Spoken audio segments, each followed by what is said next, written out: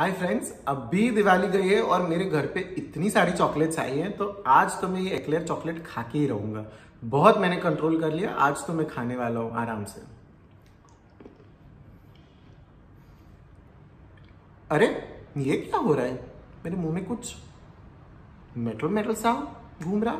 अरे ये तो मेरी सिरामिक की कैप है यार। अभी तो मैंने लगाई थी 3 महीने पहले। क्या हो गया इसको? इतनी तुरंत निकल गई। डॉक्टर ने तो बोला था इसकी 10 इयर्स की वारंटी है और 3 महीने में ही हाथ में आ गई एक एक्लेयर खाने से। यार मुझे बात करना पड़ेगा मेरे डेंटिस्ट से कि ऐसा क्यों हो रहा है। क्या आप भी है ऐसे किसी हादसे के शिकार जिसमें आपने खाई एक्लेयर्स की चॉकलेट और निकल गई आपकी कैप, या आपने खाया कुछ स्टिकी खाना जैसे कि सैंडविच या पिज्जा और आपके हाथ में आ गई ये कैप? तो ये वीडियो देखिए आगे तक, एंड तक। आपको ये समझने में मदद करेगा कि आपकी कैप क्यों निकल गई है और क्या ये कुछ गलत प्रकार की कैप है या इसमें कोई गलती हुई है या फिर ये होना स्वाभाविक है और हो भी सकता है हर किसी के साथ। तो पहले हम ये जान लें कि आपकी कैप जो भी मटेरियल की बनाई गई हो, कई बार पेशेंट्स को ऐसा होता है कि हमने जरकोनिया की कैप बनाई या सिरामिक की कैप बनाई और निकल गई कुछ महीनों में। ऐसा कैसे हो गया? हमने तो इतने सारे पैसे खर्चे थे इस चीज पे। तो आप ये समझ लीजिए कि कैप के मटेरियल का और उसके चिपके रहने का या दांत से निकल जाने का कोई रिलेशनशिप नहीं होता है।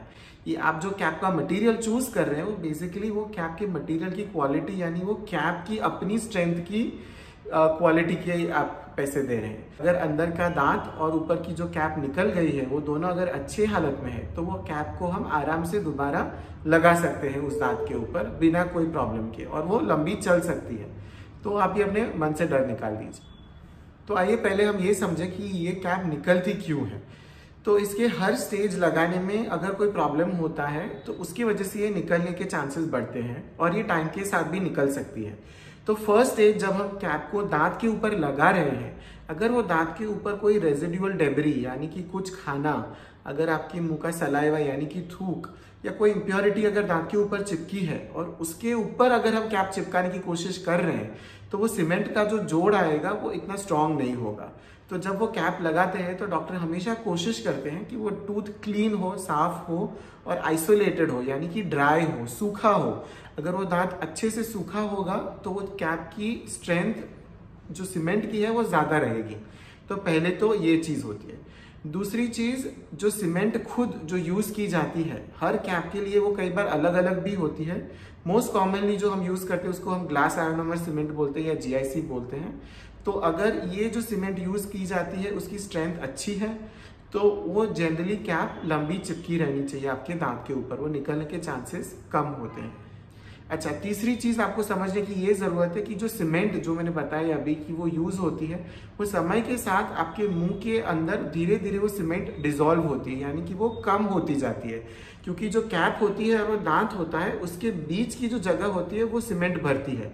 बट टाइम के साथ आपकी जो मुंह की जो थूक होती है या सलाइवा होती है तो उसमें वो सलाइवा वो सीमेंट को धीरे धीरे डिसॉल्व करता है और वो फिर सीमेंट की स्ट्रेंथ धीरे धीरे कम हो जाती है।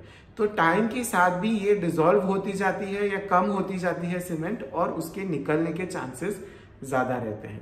तो ये हो गया सीमेंट का रिलेटेड फैक्टर। अच्छा, दूसरा फैक्टर जो हम बात करेंगे वो जनरली होता है दांत के रिलेटेड फैक्टर। अभी जैसे ये कैप हम दांत के ऊपर लगाते हैं तो हमें चाहिए कि जो अंदर का दांत हो उसके ऊपर जो चिपकाने की सरफेस है, यानी कि उसका चारों बाजू जो सरफेस एरिया है दांत का वो इनफ हो, ताकि वो दांत की और कैप की बीच की जो सीमेंट है उसकी पकड़ के लिए वो सीमेंट के पास काफी सारा सरफेस हो। बट कई बार क्या होता है कि जब पेशेंट्स हमारे पास आते हैं और हम दांत को रूट कैनाल ट्रीट करके या फिलिंग करके बचाते हैं, फिर उसके बाद हम उसको चारों ओर से घिसते हैं वो कैप को लगाने के लिए, तो जो दांत जो अंदर बचता है उसका सरफेस कम होता है या उसकी हाइट कम हो जाती है। तो अगर ये हाइट कम होती है या सरफेस कम होता है तो हमें कोई ऑल्टरनेट तरीका ढूंढना पड़ता है वो कैप की पकड़ को बढ़ाने के लिए। तो ये हम कैसे करते हैं? या तो हम कोई स्ट्रॉन्गर सीमेंट यानी कि मोर मजबूत सीमेंट हम इस्तेमाल करें ताकि जो दांत हो और सीमेंट की पकड़ हो वो स्ट्रांग हो जाए तो कैप निकले नहीं। या फिर कई बार हम दांत के अंदर कोई सरफेस के ऊपर यानी उसके चारों ओर कोई ऐसा स्ट्रक्चर बनाते हैं, जैसे ग्रूव्स बनाते हैं, जिसके कारण सर वो एक लॉक एंड की मैकेनिज्म जैसा हो जाता है कैप का और दांत के बीच का। तो अगर वो लॉक इन की मैकेनिज्म हो जाता है तो भी उसकी पकड़ अच्छी हो जाती है। तो ये जब हम कैप की मेजरमेंट लेते हैं तब उसी टाइम हमको ये प्लान करना पड़ता है।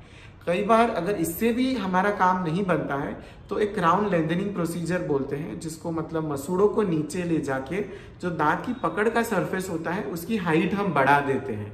तो इससे क्या होता है कि वो कैप की पकड़ अच्छी हो जाती है। कई बार ऐसा होता है कि अगर कैप टेम्पररी लगाई है तो हम एक स्पेशल टेम्पररी सीमेंट यूज करते हैं जो कुछ दिनों या कुछ हफ्तों तक ही चलती है, क्योंकि उसका काम बहुत शॉर्ट टर्म है, मतलब बहुत छोटे समय तक के लिए है, क्योंकि वो कैप भी टेम्पररी है।